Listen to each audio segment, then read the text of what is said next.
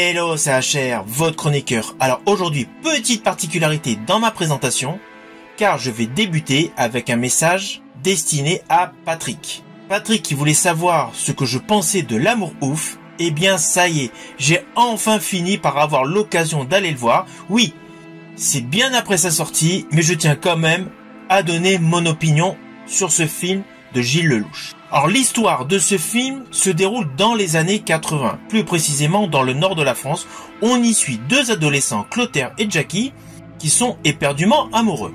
Ils ont des conditions sociales très différentes. Jackie est récemment orpheline de sa mère et proche de son père. Elle rêve d'émancipation, tandis que Clotaire est perdu dans des difficultés du monde ouvrier.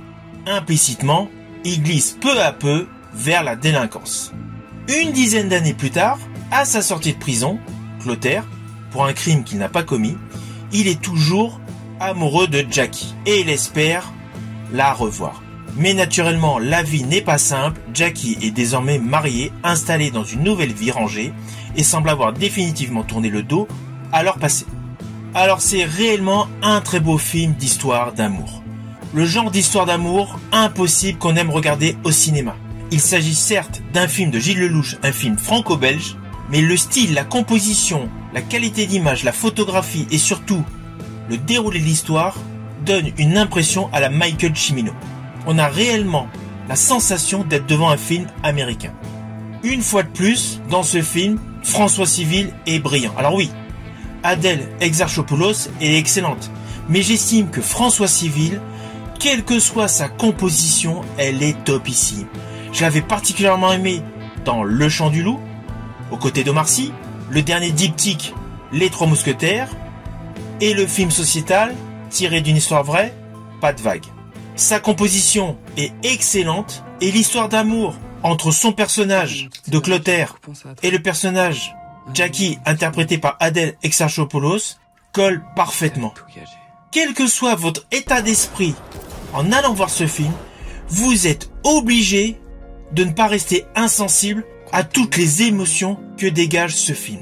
Alors oui, c'est un film long, film qui symboliquement se présente principalement par deux parties, la première incluant l'enfance et l'adolescence, et la seconde incluant naturellement la vie d'adulte. Mais ces 2h40 de durée passent largement.